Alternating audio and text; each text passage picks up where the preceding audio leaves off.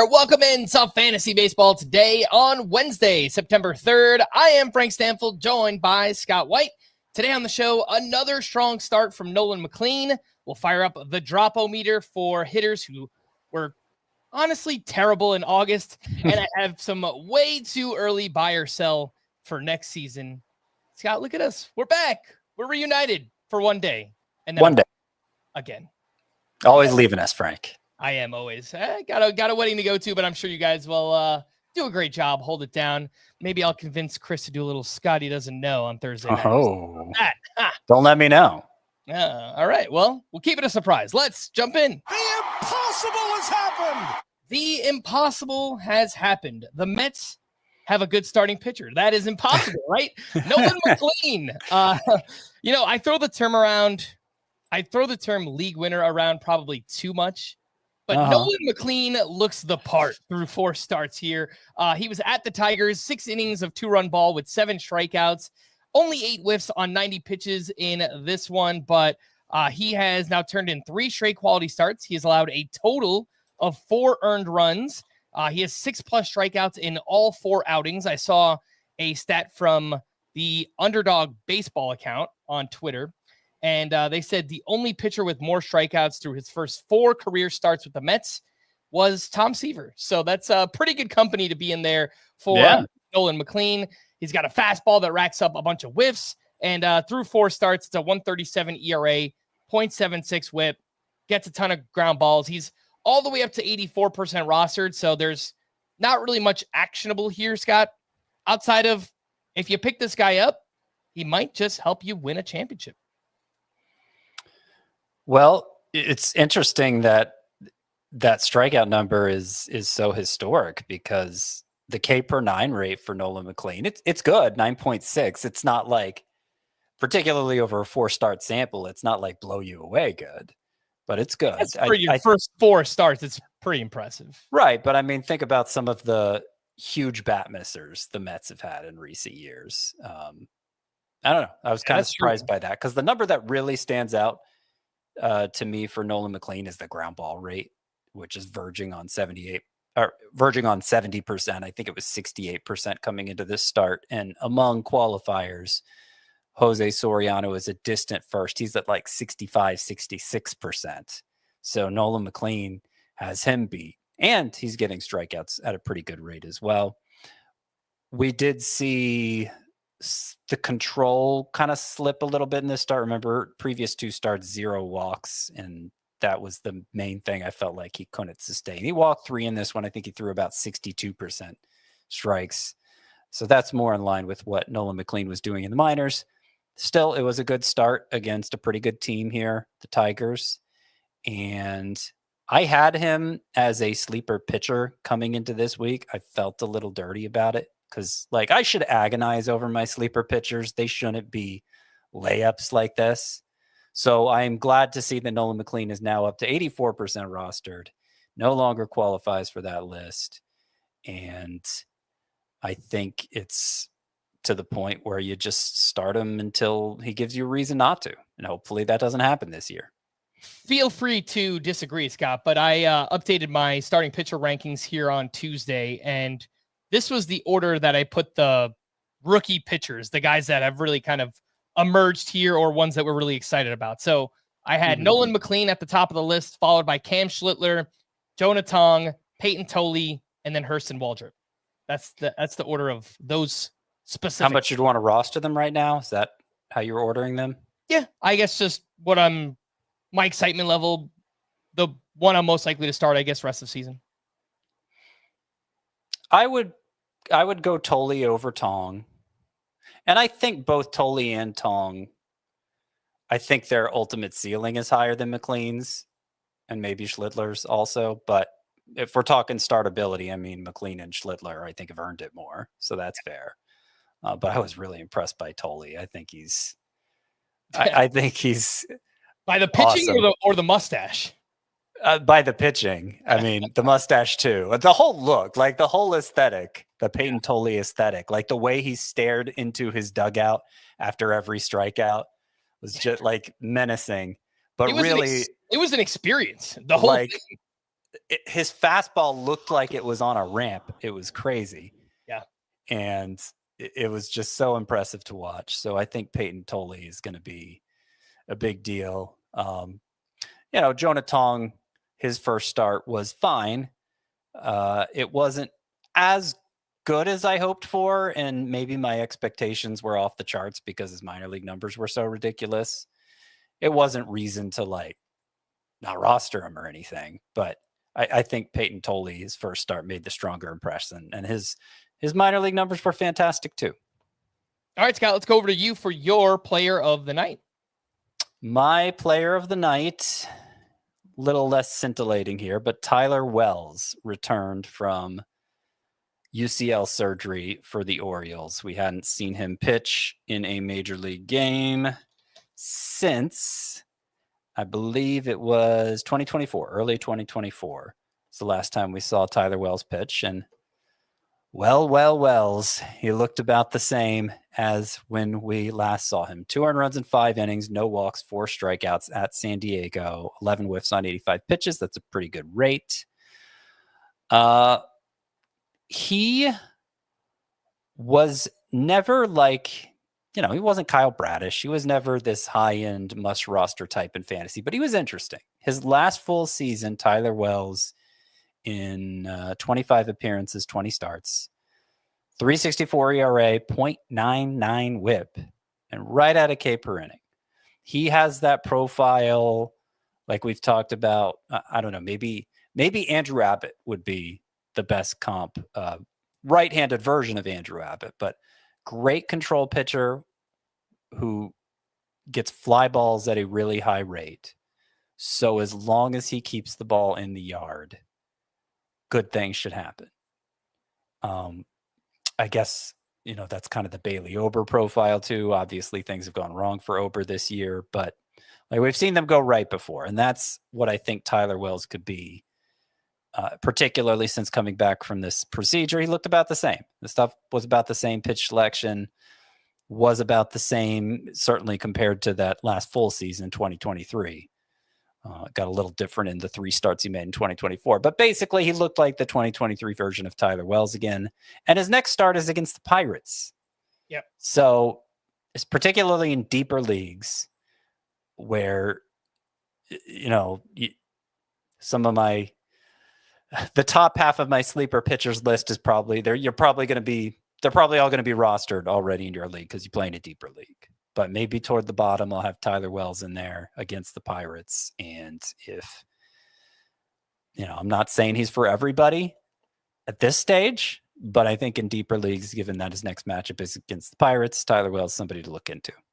Yeah, I agree with that completely. The last time we saw him in 2023, he was a serviceable starting pitcher. I feel like he got off to a much better start and then maybe kind of faded a little bit towards the middle part of that season. But yeah, nice start here for Tyler Wells at the Padres. 5 innings, 2 runs, 4 strikeouts, and gets the Pirates next time out. Only 4% rostered. So again, it's a deep league play, 15-team roto, maybe even 12-team roto. If your waiver wire is just barren, I think that's a totally fine start there with Tyler Wells. Before we move on to the break and hit some news and notes, I did just want to run through this Mets offense again because they are on fire. They had another huge game here. 12 runs on 17 hits, including 4 homers in this one. Pete Alonso, 2 more homers. He's up to 33 on the season, 112 RBI with 25 games left to go. So how high will that number get for Pete Alonso?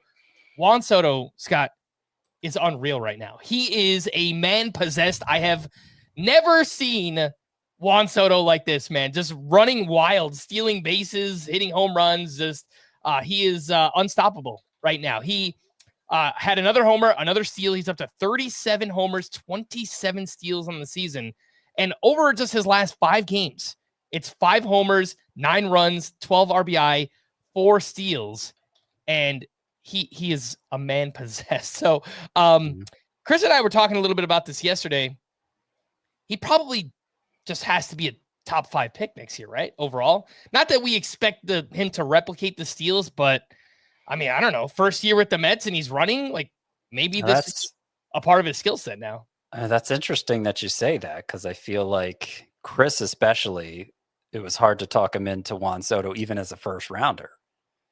And he hasn't had a good year for batting average. We know he's capable of more, but so much of that first round profile for Juan Soto was tied to, what batting average will he hit for? Will he be a 300 plus guy, or will he struggle to hit 270? And it's been the latter this year. And, the venue he finds himself in may have something to do with that. He's still vastly underperforming his expected stats. And I think there will be years with the Mets, given that he's likely to spend the rest of his career there. There will be years with the Mets when Juan Soto hits 300, but it's not a gimme. So yeah, this stolen base total introduces a new wrinkle that I don't think anybody saw coming. And only 15% sprint speed. So he's not fast, but he's only been caught twice. So he has mastered the art of stealing bases. And I hope it's something that continues. I can't say off the top of my head whether I'd take him in the top 5. I mean, certainly in points leagues, because plate discipline, he's always been a top 5 guy in points leagues. But in Roto, I can't say off the top of my head whether that's where Soto belongs for next year. But I've found that there are, even when the stolen bases, when he wasn't piling them up at this rate, I was finding that there weren't many outfielders I felt like I could move ahead of him in my rest of season rankings, because there were a lot of people falling short of expectations at that position in particular, at the top of that position. Mm-hmm. So go ahead. It might be just by default, Soto finds his way near the top 5 for next year. I mean, the floor is just so high, right? As a hitter, and the way he controls the strike zone, you would expect the batting average to bounce back. Maybe there's some give and take. The batting average comes up next year. The steals come down a little bit. It'll be very hard to kind of project what the steals look like for next year. But I mean, I have no reason to think Carlos Mendoza won't be their manager again next year. And if they were this successful this season, why not carry it over into next year? So we'll see. It's like stolen bases are so hard to predict. Yeah. Particularly for middle of the order hitters like this, because they could just it's not worth getting hurt. I'm doing enough. Stealing bases hurts because you got to fall on the ground at the end. They could just decide for any number of reasons, I don't feel like it anymore. I'm not going to steal bases, So it's really hard to say. And we've seen other outlier seasons from players who are not fast stealing bases, right? Freddie Freeman, a 20 steal season. Josh Naylor has 20 steals this year. Cal Raleigh has 15 steals this season as well. So, we've seen something like, I guess not to this level because he's about to go 40-30, but, it's interesting. It's going to be a fun talking point. Luis Torrens is killing it as well right now for the Mets. 2 for 5 with a sock and a shoe. Last 4 games, he has 6 hits, 2 homers, 8 RBI, and a steal. He's filling in for Francisco Alvarez, just very deep league name for now, deeper 2-catcher leagues, NL only, things like that. Last 2 names on this list, Jeff McNeil, 3 for 5 with 3 RBI and his 3rd steal. He's been hitting much better of late. And Brett Beatty, 3 for 5 with his 8th steal. Last 21 games for Beatty, 351, 4 homers, 3 steals, OPS over 950. Any interest in a Jeff McNeil or Brett Beatty, Scott? They both have multi-position eligibility here. Probably just for the deeper Roto leagues, but I've been beating the Brett Beatty drum for years now and refusing to give up on his upside. So I am pleased to see how he's closing out this season. I hope it earns him true everyday at bats next year. He still sits. I think he sat against the last 2 lefties the Mets have faced. Doesn't sit against all of them, but they have kind of a crowded infield situation. So Beatty isn't totally an everyday player yet, but I hope he's earned himself a more prominent spot for next year, because this was a big step forward for him. All right, before we hit our first break, just a big thanks to those watching live. Make sure to hit the like button and subscribe on YouTube if you haven't already. Let's take a break, and we'll be back right after this. You can't count on Derek's tong skills. Oh, Tony, I think it hit the ground. But you can always count on Sundays with the NFL on CBS and Paramount+. Welcome back in Fantasy Baseball today. News and notes. Kyle Tucker left Tuesday night with left calf tightness, and before leaving, he went 2 for 3 with his 22nd home run. He has been hitting better as of late, starting to wake up here a little bit. So let's hope it's not too serious. Calves can be pretty tricky here, but my guess is he misses at least a couple of days, and if it's worse, then perhaps we get an IL stint here from Kyle Tucker. Roman Anthony left with oblique tightness, and he will undergo further evaluation. Another injury that's very tricky, obliques for hitters. And, we're up against it here towards the end of the season. If it's a real oblique strain, sometimes those can take, 4 to 6 weeks to heal. So we'll see what we learn. When we learn more about Roman Anthony, we'll let you know. Fernando Tatis Jr. returned to the lineup after missing Monday with a lower body tightness. Mike Trout was scratched from the lineup with a skin infection. Nick Kurtz returned to the lineup after missing 3 games with oblique discomfort. Let's hope that's the best case scenario for Roman Anthony. Nick Lodolo was scratched from his start Tuesday due to an illness. Chase Burns threw a live bullpen on Tuesday and will throw another one later this week. He is currently on the IL with an elbow sprain. Lourdes Gurriel Jr. was placed on the IL with a torn ACL in his right knee. Brutal news for someone who just had a really great August.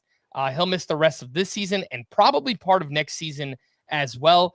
Jorge Barrosa started in left field for the D-backs here on Tuesday. Jurickson Profar was placed on the paternity list and will likely miss the next 2 games before rejoining the team on Friday. I hope he got a chance to welcome his buddy Ha-Sung Kim to Atlanta. Apparently those two are close. There you go. Would have. I hope. I don't know. I don't know exactly when he left, but the timing of it is just kind of funny. The day Kim joins the team is the day Profar goes on paternity leave. Yeah, they played together last year in San Diego. So nice little pickup for for the Braves. I think Ha-Sung Kim could still play. He's just dealt with so many injuries this season, coming back from the shoulder surgery, which kind of delayed his season as well. Yeah. So he's got a month, I guess, to audition for the Atlanta Braves. They need a shortstop heading into next. It's like, it's not their decision. It's his. It's a $16 million player option. Oh. So they're taking a big risk by claiming him off waivers from the Rays here. So, I mean, evidently they have confidence in him. And if he does return to being the guy who was in San Diego, he's well worth that. He's a plus defender at shortstop. So they're not taking a defensive downgrade there, exchanging Nick Allen for him. Mm-hmm. Not transactionally, but, taking Nick Allen out of the lineup to put Kim in. And then Kim hopefully gives them a 15-homer, 30-steal guy with pretty good on-base skills. And that would be a big upgrade. So I probably excludes them from pursuing Bo Bichette in the offseason. But this is the path they've chosen, the Ha-Sung Kim path. It gives him good job security, if nothing else. Yeah. And you've been beating that drum for a while. I know you want Bo Bichette to wind up on the Atlanta Braves. So we'll see. I have a buy or sell question for Bo Bichette and his projected contract coming up later on. So that should be interesting. Max Muncy of the Dodgers will begin a rehab assignment at AAA later this week and could return during next week's homestand. Tommy Edman could begin a rehab assignment at AAA on Tuesday. Not could, he did begin a rehab assignment. Mackenzie Gore played catch on Tuesday, a good sign as he went on the IL with left shoulder inflammation this weekend. And yesterday I said I would be surprised if he returns this season. Maybe I'll be wrong about Mackenzie Gore. Dustin May will not make a start for the Red Sox this week, but will be available out of the bullpen. Tyler Stevenson will begin a rehab assignment on Wednesday, and Keibert Ruiz will begin a rehab assignment at AA on Tuesday. I don't know why I keep saying will begin. Tuesday is in the past, so he began a rehab assignment here on Tuesday. Again, that is Keibert Ruiz. 2 pitchers trending in opposite directions. Just wanted to hit these 2 up top, Scott, because they are high-end names, and it's been a mostly rough second half for Max Fried, and then kind of a rough August and continuing into September here for Framber Valdez. So Max Fried, 7 innings, 1 run, 5 strikeouts at the Astros. That's 3 quality starts in a row. He's gone 7 innings in back-to-back outings. So kind of looks like maybe he's getting over that blister issue or whatever was bothering him for, most of July and August. And then Framber Valdez, a rough start against the Yankees, 5 innings, 6 runs, did have 8 strikeouts, but 2 homers allowed in this one. He did throw the curve more, which is typically what we want, and it was very good for him, but sinker got hit really, really hard in this start. And over his last 6 outings is a 6.37 ERA and a 1.56 whip here for Framber Valdez. So any thoughts on these two, Scott? Kind of trending in opposite directions here in September. Well, yeah, I think you can trust Max Fried totally. Now moving forward, 3 great starts in a row. Noticed he faded his cutter even more in this one. So that's been part of this 3-start trend for Fried. I don't know if the cutter just wasn't working for him. It's been his most thrown pitch overall this year, but he's faded it the last 3 starts and found success. So he may have gotten to the bottom of what was wrong there. Framber Valdez, I mean, yeah, it's been a rough stretch beginning in August, right? And now 1 start in September, though the last August start was really good. So we hoped he was back on the right path. But then obviously had a bad start. As you said, that was with a lot of curveballs being thrown. Normally when it gets that number close to 40%, the result is great. It had been more around 25% during this rough stretch. So, okay, Framber Valdez doesn't have his curveball working. How do you explain this one? I don't know. But I will say, look what happened to Max Fried. He turned it around. Framber Valdez has just as strong of a track record. He's been a good pitcher for a long time. He's overcome bumps in the road like this before. I'd be reluctant to do anything crazy. Like, I was kind of talking up Tyler Wells as a potential pickup across the board because he's available virtually everywhere. Would I sit Framber Valdez to start Tyler Wells? Almost certainly not. I say almost certainly because there is maybe a scenario in a roto league where if I was just trying to beef up my whip as much as possible, maybe Wells against the Pirates makes more sense than rolling the dice on Framber Valdez with the way he's been going. But, think about Tyler Wells' profile. He could give up 4 home runs next start. Like, that's in the range of outcomes for him. So it's not like he's foolproof. I think most people who have Framber Valdez should just stick with him and hope for the best. And if you lose, at least you gave it your best shot. Yeah. And shout out to Chris. He actually threw this on the rundown here. The Astros used their 3rd or even 4th string catcher in this game, Cesar Salazar.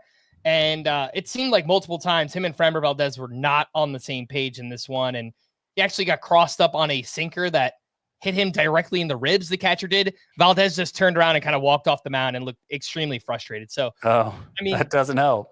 Yeah, that could be a part of, giving up 2 homers to 2 left-handed hitters in the lineup. That's typically something that does not plague Framber Valdez. So we're looking for reasons here, and perhaps that is the reason for this specific bad start with Framber Valdez.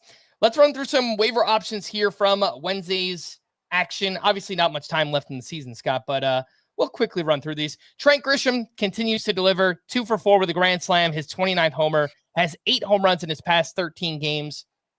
I feel like roster rate is kind of hard to trust, hard to cite this time of year. How many people are legitimately? It moves a little slower, but at least on CBS, it gets up there. Like I said, Nolan McLean's up to 84% now. So there are still, the majority of leagues are plenty active. I guess maybe the guys on the bottom half of the standings may not be paying as much attention, but if a player is good enough for long enough, he'll get picked up by the contending teams. Well, is that Trent Grisham, Scott? Because he's been pretty good for a while, and he's only 71% rostered still. So,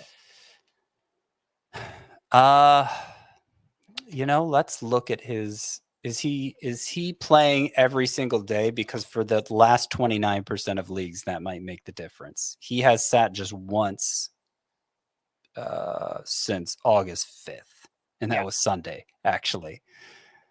So, yeah, I would say even in some of those shallower 3 outfielder leagues where he might still be available, Grisham is at least in the discussion. He's had very good year and is obviously on a big power binge right now. Next up, Jorge Polanco continues to hit well, 2 for 2 with 2 walks and his 23rd home run, has 5 homers in his past 11 games. We know he's capable of getting hot and going on these crazy runs. We saw it early on in the season as well. 68% rostered, second base, third base eligibility. I feel like you probably need more help at third right now. Yesterday, I asked Chris about Royce Lewis and Colson Montgomery. Would you take Polanco over either of those? I mean, it's hard to take anyone over Colson Montgomery right now. It's got to end sometime. It does have to end sometime. He's not like a 45, 50 homer guy. And that's the kind of pace he's on.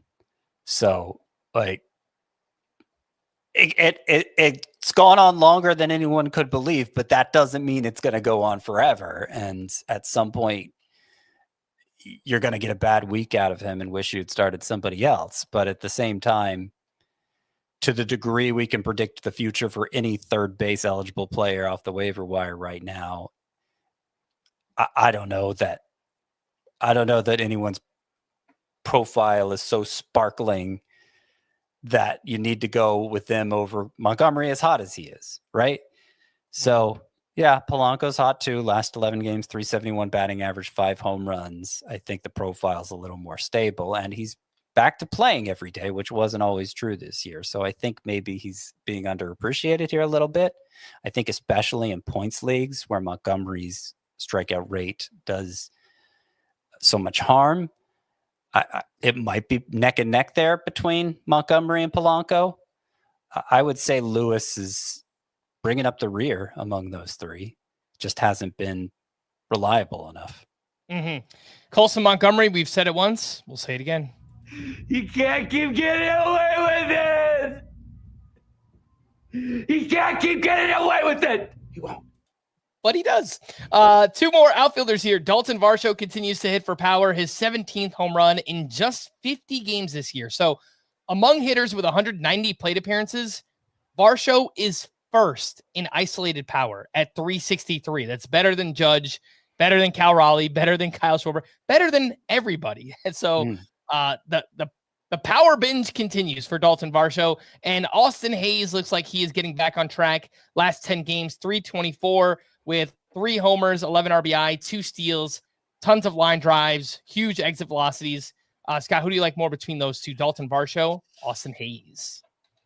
It probably depends how many righties are on the schedule for the Blue Jays. Actually, you know what? I'm looking at it now. Varsho sits a lot even against righties. So he had I think he had a hand injury recently that he was out that for. Bumped him out of the lineup those 3 games or and 2 games. He actually has started 3 of the last 4 against lefties too, I noticed. So yeah.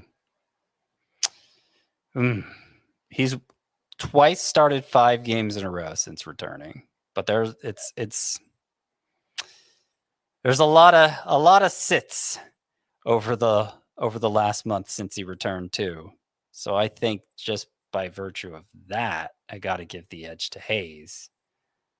But if it does become more consistent, you said he started 3 against 3 of the last 4 lefties. If that does become,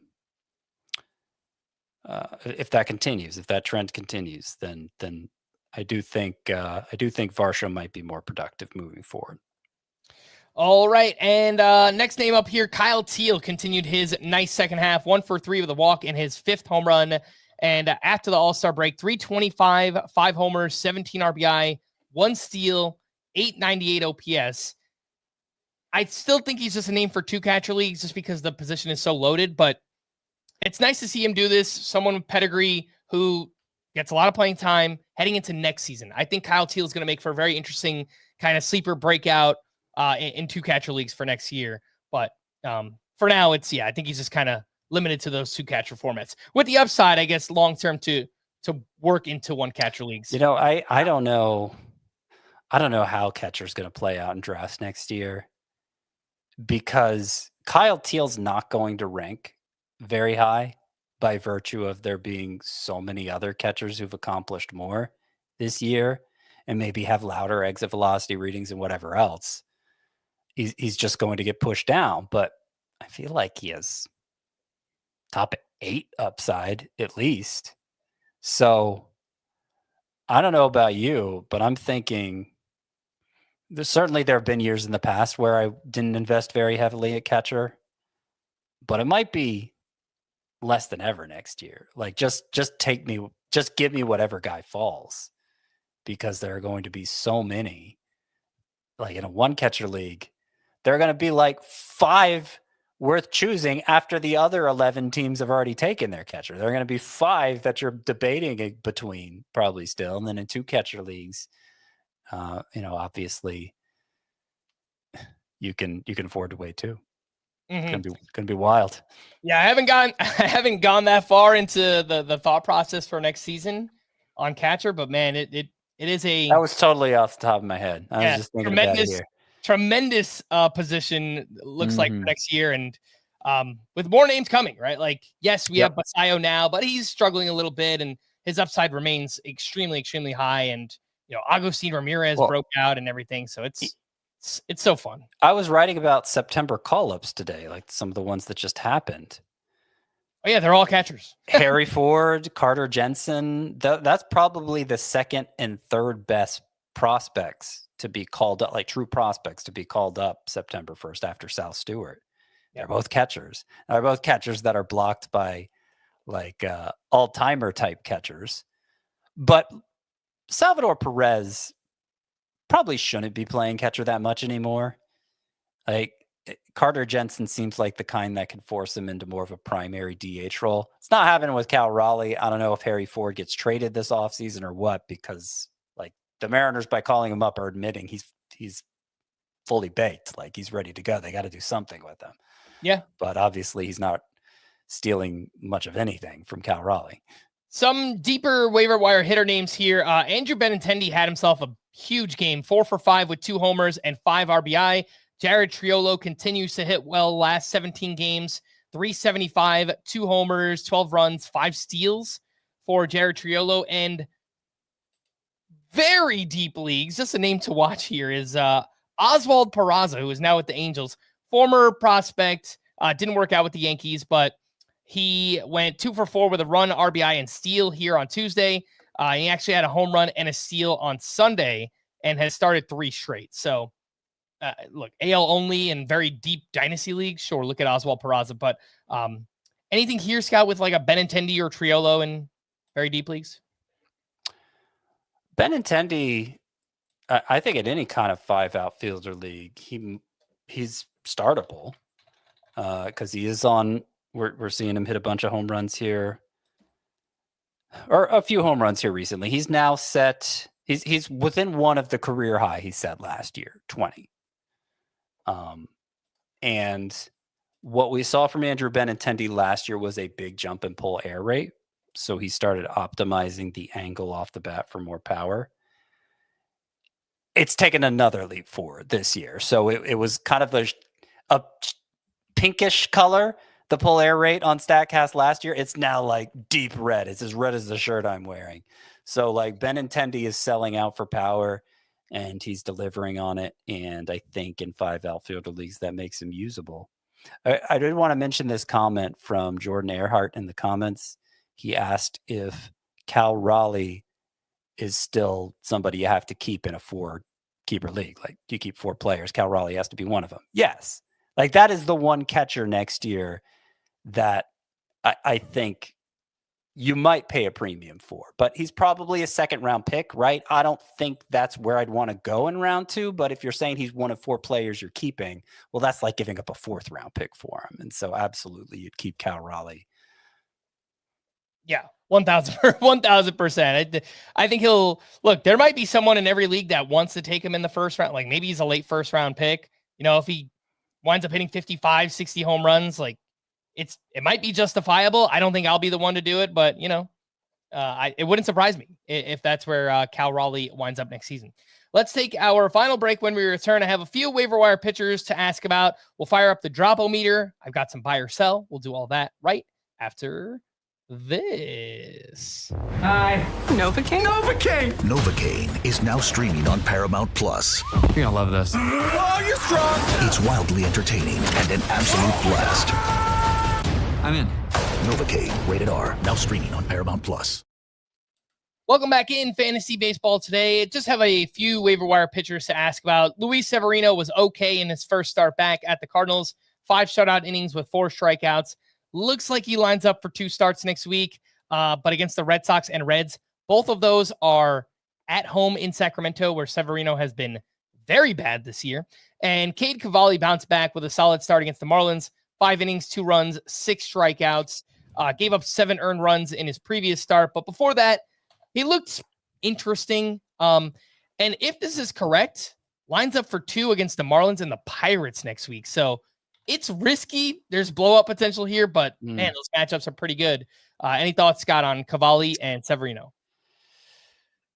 Yeah, those matchups are pretty good for Cavalli. He's gotten ground balls at a nice rate too. Nothing like Nolan McLean but pretty good ground ball rate. Pretty good strikeout rate. He's done a good job of limiting walks too. Basically, what happened to Cade Cavalli in that previous start that was so bad is he gave up 4 home runs. But you wouldn't imagine that's going to happen often as high as his ground ball rate is. So that was in Yankee Stadium, obviously a favorable home run venue. It may have just been a fluky thing that happened to Cade Cavalli. I'm not saying he's particularly trustworthy or particularly high upside, but with 2 favorable matchups, if you have to play the waiver wire at starting pitcher, he might be among the more attractive pickups for next week. As for Luis Severino, I don't see any reason to get excited about this. It was a decent enough start back from the IL, but we just need to see a lot more than that, I think, based on the way his full season numbers look. 2 very deep league names. A gentleman named Mitch Ferris, who pitches for the Angels, picked up the win in his major league debut at the Royals. 5 innings, 1 run, 3 strikeouts. Minor league numbers not very good, but he did generate a lot of whiffs down in the minors. So just mildly interesting in very, very deep leagues. And Nabil Crismatt of the D-backs, a quality start against the Rangers. 6 1/3 innings, 2 runs, 3 strikeouts. He is another one that gets a good amount of ground balls here. He has a really good changeup. Not really sure that he has anything else that's like even average in his arsenal. But Scott, any interest or any thoughts on Mitch Ferris and Nabil Crismatt? Yeah, I don't know what to make of Mitch Ferris yet. You're right that the swinging strike rate's very, very impressive in the minors. And that's been true for his whole career down there. Even at, just looking at K per 9 at AA this year, it was 11. So too many walks, gives up a lot of fly balls. So there's some vulnerability to home runs there too, that maybe didn't show up in the minors like it could in the majors. I don't know. Let's keep an eye on Mitch Ferris, but it's a little early, I think, to make a move for him since he doesn't have that prospect pedigree. And then who else were you asking about? You were asking about Nabil Crismatt. I'm kind of liking Nabil. I got to be honest with you. This was one that snuck up on me. I didn't realize how long he'd been around as a reliever. He had pitched for Dodgers, Diamondbacks, Padres, Cardinals previously. It's really this stint with the Diamondbacks where he's gotten to start now. This is his 3rd start. They've all gone well. And he has the combination of a really good ground ball rate and weak contact. 86.6 miles per hour is the average exit velocity against Nabil Crismatt. The ground ball rate is, where did it go? It's like 47%, I think. So it's good. It seems like a nice high floor profile as long as he throws enough strikes. And so far, so good on that front. So I think Nabil Crismatt, particularly in like deep points leagues, depending on the matchups, he might be usable. Would you rather take a deep league shot on him or Tyler Wells? I think Wells is more interesting, but maybe not as safe. So I'll say Wells, but they're closer than some people might think. All right, let's fire up the drop-o-meter on hitters who were just terrible in August, Scott. And someone we keep getting questions about, rightfully so, because he was one of maybe the best player in baseball in the first half of the season, one of them. Pete Crow Armstrong, who in August had a 446 OPS. He hit 160 with 1 home run, 2 steals, 2 caught stealing. People might think I'm crazy for asking this, but we're actually getting a lot of questions right now, Scott, on whether or not people could drop PCA. So he's 99% rostered. Where is he on the drop-o-meter? I guess I don't even really understand the mindset of speeding to drop. I'm going right to drop. It's not even like, oh, should I sit him? It's, should I drop this guy who everybody was calling a first round type player in fantasy just a month ago? Where does that come from? Like, what is going on in somebody's head that would lead them to raise that question? I don't understand. Like, probably Crow Armstrong gets back on track in September because he's slumped for a long time, and eventually that reaches his end. I mean, just look at his August compared to his September last year. Now, September was the terrible month rather than August, but it goes to show how much things can shift from one month to the next. Because last year, Crow Armstrong hit 314 with a 933 OPS in August, followed it up by hitting 256 with a 677 OPS in September. So, we could see the opposite from him this year. I just looked how now he has the calf injury, but look how suddenly things flipped for Kyle Tucker.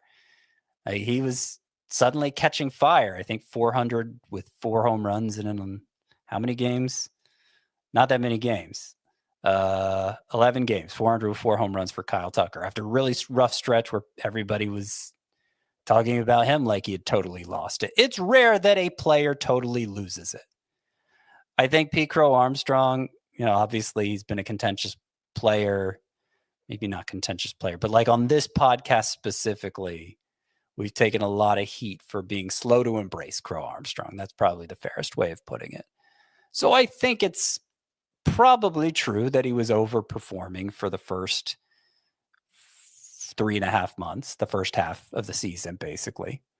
But he's not this bad either. And so if you want to sit him, I think particularly in a 3 outfielder league, there are good enough alternatives that you could justify doing it. Fine. But dropping him is just much more harm could come of that than good. The only good that comes of it is maybe you get to stream a different pitcher this week. That's the only good that comes of it. The harm is somebody else picks him up and he hits he has a combined 15 home runs and steals in September. And that's the reason you lose your league. Like that, you don't want that to happen, obviously. Yeah, I mean, the only way it would even make sense really is if you play in a league that doesn't have a bench, right? It's like your numbers are getting drained by, starting him. But even then, you're right. Like he could bounce back in September here. So do not drop Pete Crow Armstrong, but we are getting lots of questions about him right now. Let's move a little bit faster through some of these names, Scott. Nick Castellanos had a 509 OPS in the month, just 2 homers, 3 RBI. He's starting to sit out every 3rd or 4th game and still 89% rostered. Where is Nick Castellanos on the drop-o-meter? He's pretty fringy, so I would say 7. I don't think it's beyond the pale, even in 5 outfielder leagues. There's just not that much upside there anymore, but it depends in those deeper leagues, it depends what you would have to drop for him or what you would get by dropping him. Next up is Steven Kwan, who had a terrible month as well. A 514 OPS, hit 214, 1 homer, 3 steals. Just not hitting the ball hard at all, which is pretty typical for Steven Kwan. Still 97% rostered. Where is Kwan on the drop-o-meter? Maybe, let's see. I gave Castellanos. Let's bump Castellanos up to 8. We kind of recalibrate this, and then I'll go do I want to go as high as 6 for Quan? The thing about Quan is, unlike Castellanos, his profile is geared toward points leagues, which we tend to think of as the shallower leagues. So it would be really hard to drop him in that scoring format. I'm not saying you can't, but you'd need a really good alternative. Roto leagues, those are usually 5 outfielder, and I think it'd be hard to drop him there too, just because you only go so deep in the outfield. So 5 or 6, I'd say, for Quan.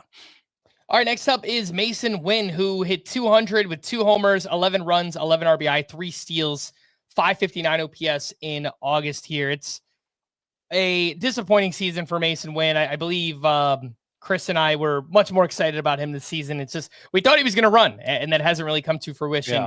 Yeah. Where is Mason Wynn on the drop-o-meter? Yeah, well, we had that comment about stealing 40 bases. Yeah. Not that I was thinking he'd actually steal 40 bases, but I thought he'd try to run a lot more. And it hasn't been something he's been the least bit interested in doing. So I had Mason Wynn as a breakout this year too. Maybe later than you and Chris signed on, but I still signed on. I haven't seen much of anything. I think 9, 10 drop Win for anybody who you think is going to be more helpful for you. Otto Lopez, 219 batting average with a 564 OPS in August here. Still hitting the ball really hard in the month, but lots of ground balls, 55% ground ball rate. Where is Otto Lopez on the drop-o-meter? He is eligible at second base, which is harder to fill than shortstop, at least in leagues of normal depth. But even so, I thought he was kind of faking it even at his best. So I'm happy to go 9 or 10 for Otto Lopez too.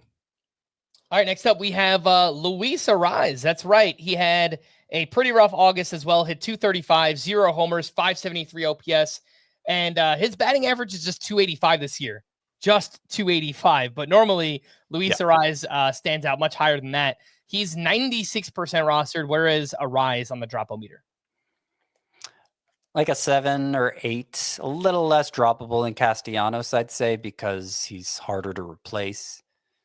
But the upside's only so high, even when he's hitting 320. It's not like he's a stud. He's just startable. So I'd be fine dropping Arraez if there was something interesting out there. Cedar Rafaela, 208 with a 583 OPS in the month. He actually had a pretty big game here on Tuesday, 2 for 4 with his 16th home run. But yeah, he has terrible plate discipline, has been very streaky, and is 88% rostered. Maybe this home run is a sign that he's, about to pick things back up, Scott, but where would you put Rafaela on the drop-o-meter? How interesting that both he and Pete Crow-Armstrong slumping badly at the same time, because I feel like that's been an easy comparison, those two, Cedar Rafaela, Pete Crow-Armstrong, some of the same strengths and weaknesses for those two. But obviously, Rafaela wasn't producing the numbers Crow-Armstrong was in the first half. So he's more droppable. I think in points leagues, very droppable. Like I'd go as high as 9 in that format. Roto, I might put it more at like a 5 or a 6. All right, Scott. And this last one, brace yourself. It's going to hurt. Addison Barger, 211 batting average, 3 homers, 583 OPS in August. He is down to 72% rostered. Where is he on the drop-o-meter? I still love the profile for Barger. And I still think he has a bright future if the Blue Jays stick with him. But that's part of the question, because he's not, was he already 26? And he wasn't he's 25. He turns 26 this offseason. But it's not like Addison Barger was a highly rated prospect. He had some interesting minor league numbers. But they've started to sit him some with him slumping in August, and he has the left-handedness, which makes playing time even harder to come by sometimes. So I think I probably belongs up there with Nick Castellanos, an 8. He is eligible at third base, which is a position of needs. So maybe closer to a 7, but certainly in points leagues, there's no reason to roster Barger now. And even in Roto leagues, I would be looking to upgrade.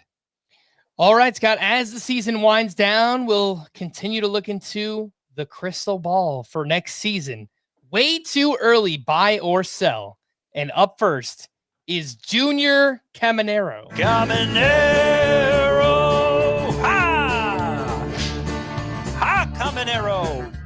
Now up to 40 home runs on the season. Again, shout out to the Underdog Twitter account. I saw this from them. Players with 40-plus homers in their age 21 season or younger. Caminero, Ronald Acuna, Eddie Matthews, and Mel Ott. That's it. That's the list. Just those 4 players to do that in Major League history. So buy or sell, Scott, that Caminero will be a borderline first-round pick next season. Borderline first-round pick. Somewhere around the turn. Are we ranking him second at third base next year?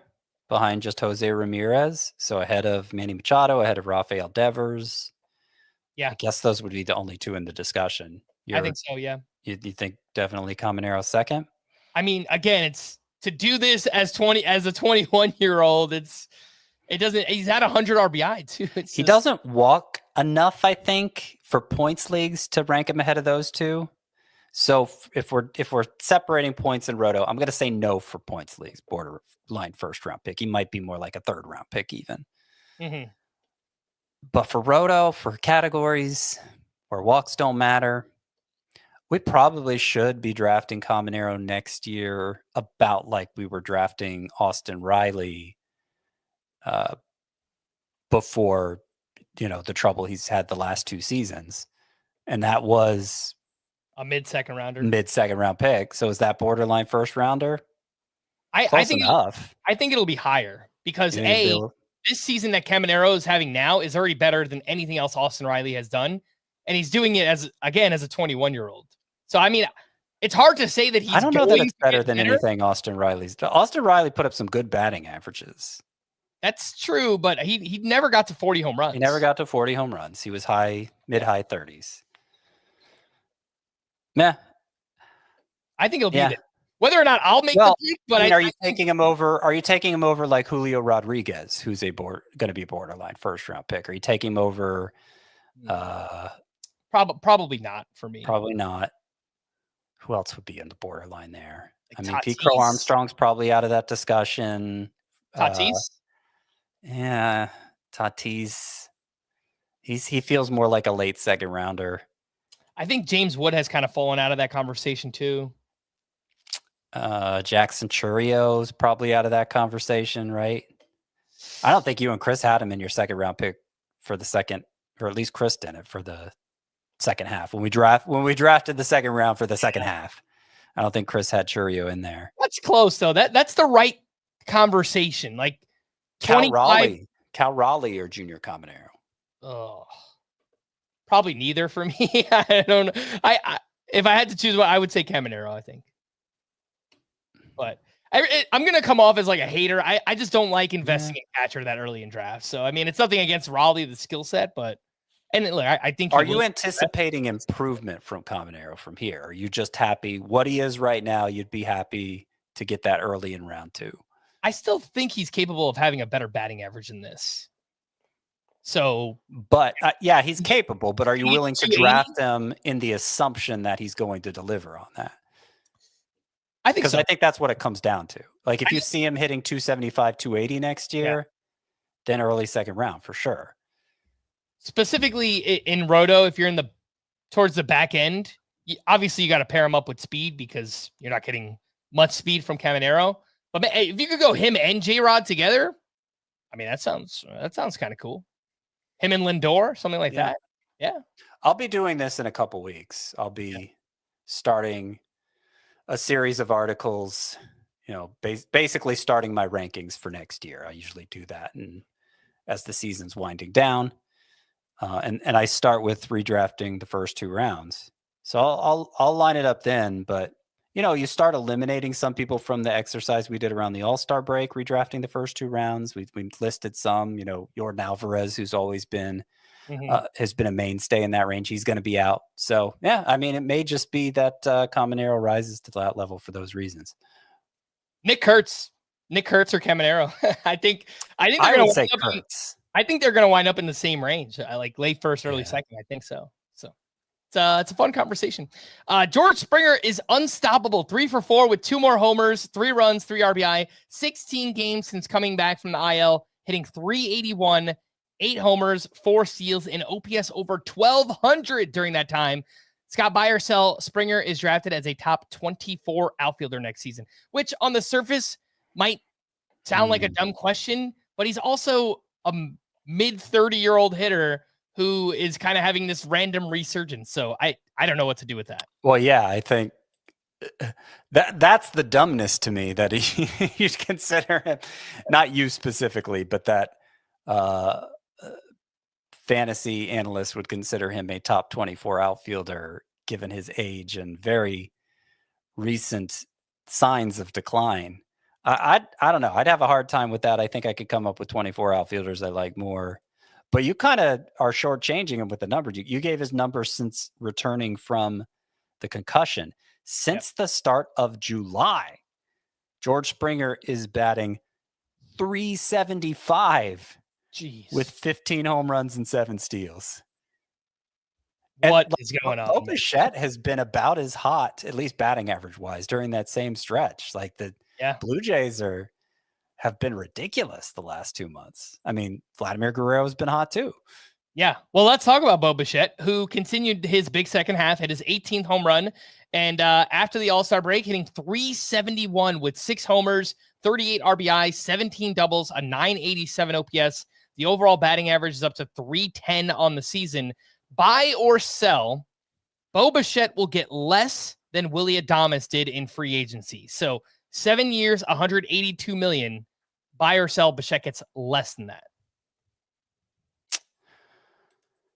I think I'm gonna buy that. I'm buying it too because he's a much worse defender. Right. It feels like he might be a shortstop in name only at this point. Well, Willy Adames, there was some reason to believe he was even a plus defender. He did kind of fall off in his last year with the Brewers, but that was more recent development with him. So, yeah, I think Bo Bichette, like there's a good chance that the team that signs him not even to play shortstop, and that's going to hurt his value. So, yeah, I think he gets fewer years and fewer dollars.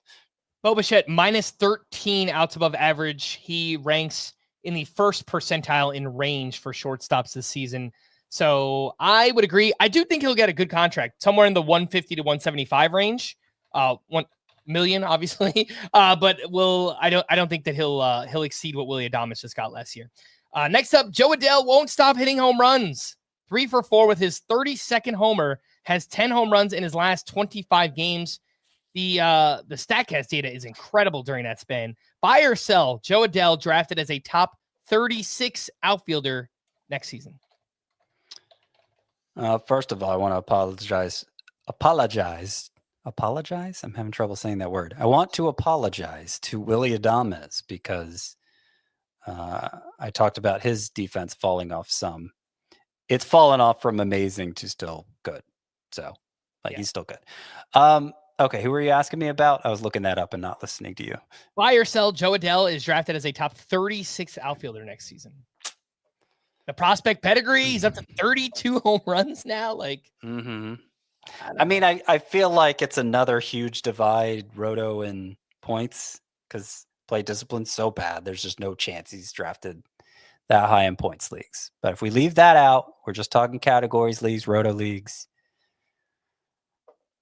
It's possible. I think it might depend how September goes. Like if he keeps up this recent surge, gets to 40 home runs, then yeah, sure, he'll be a top 36 outfielder next year. If he hits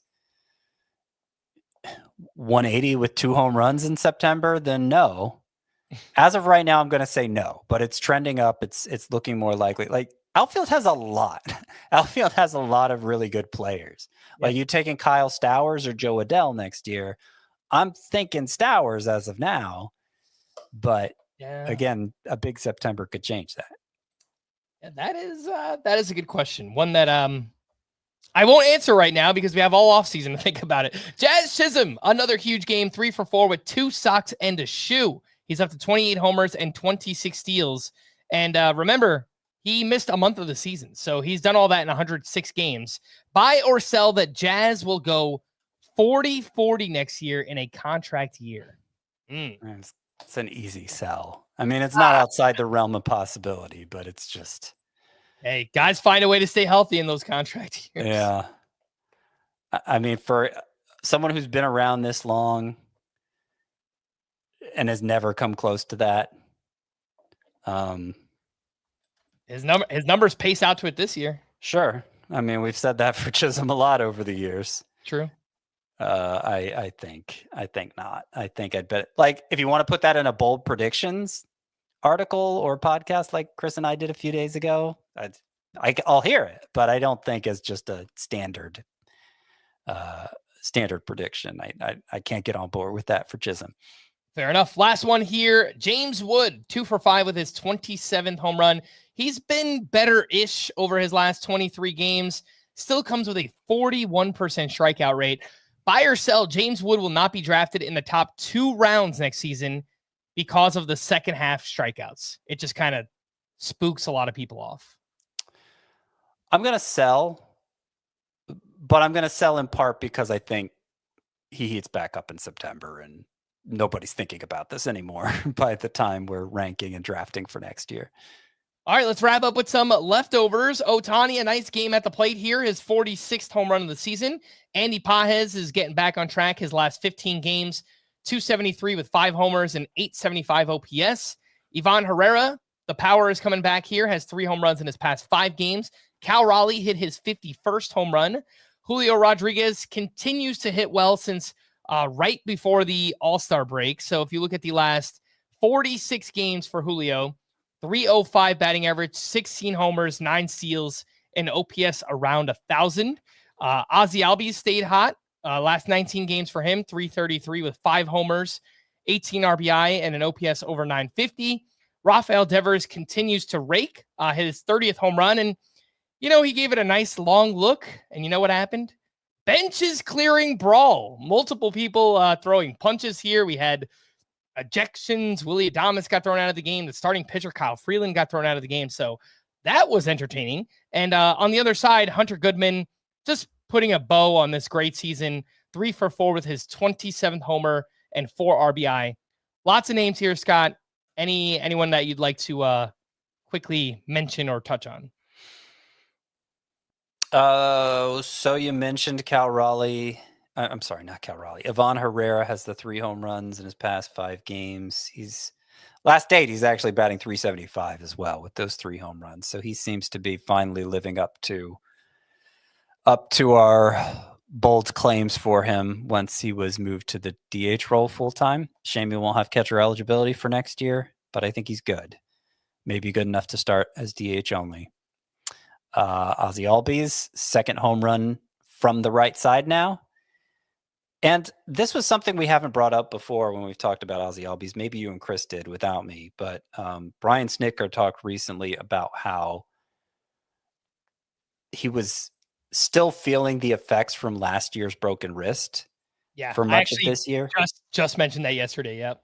Okay. Yeah. So that might explain it as much as anything. And so I think Ozzie Albies is going to be a guy I'm pretty heavily invested in next year, unless everybody jumps back on board with the way he closes out this season. Anything else to mention here? I don't think so. I mean, Hunter Goodman is just like the quietest. He's so little discussed that you assume he's fallen off, but he hasn't at all. He's just been doing this all year. His numbers are phenomenal. Yeah, from the catcher position, 277, 27 homers, 80 RBI, and 846 OPS. It's just been a fantastic season for Hunter Goodman. A couple pitching leftovers here. Bubba Chandler is already up to 2 wins and a save in his only 3 appearances so far. He pitched against the Dodgers in relief. 4 innings, 6 hits, 3 runs, 3 strikeouts, 0 walks, 2 homers allowed in this one. He actually wasn't very good, but he pitched at the right time, and he got a win. So how about that? Garrett Crochet had one of his worst starts of the season against the Guardians. 6 innings, 7 runs allowed, 4 homers allowed. Both the 7 runs and 4 homers Those were actually season highs, and they both tied career highs as well for Garrett. To Cleveland? To Cleveland? What is going on? Are you serious? Yeah, this was his worst start. He had given up 5 earned runs twice, had Crochet, and then 7 in this one. Mm-hmm. But I don't see any like real red flags to be concerned about. I'd keep running Crochet out there. That's baseball, Susan. That's what they say. And Shota Imanaga picked up the win in a quality start against the Braves. 6 innings, 3 runs, only 2 strikeouts here. Also allowed 2 homers in this one. 13 hard hits allowed. His splitter actually was on in this one. It's been very inconsistent. His other pitches got, obviously hit really hard. He's turned in 6 straight quality starts, but still, it just doesn't feel as clean as it was last year for whatever reason with Shota Imanaga. Yeah. I mean, his strikeout rate hasn't been nearly as good. So that's part of it. It's just the results are there technically. He had 6 straight quality starts, but it just, I don't know. Feels a little fluky, I guess you can say, with Imanaga. Fluky? Maybe fluky is not the right word. Yeah, I just feel I think he's more of like a mid-rotation fantasy pitcher than top of the rotation guy. Yeah. So like it's not like he's bad. He kind of and we talked about this prior to the season, but he kind of exaggerated his upside last year, I think. Yeah, that's fair. Called to the bullpen for the Pirates. Dennis Santana got the 9th inning with a 3-run lead. He allowed a run, but picked up his 12th save. For the Blue Jays, Jeff Hoffman picked up his 30th save, and he had been pretty bad lately, so that's a nice sign for him. For the Nationals, Jose Ferrer picked up his 6th save of the season. He's actually been really good since moving into the closer role. Yeah. Shockingly, because his ERA was like 5 before then. Let's see, 10 scoreless appearances in a row for Jose Ferrer.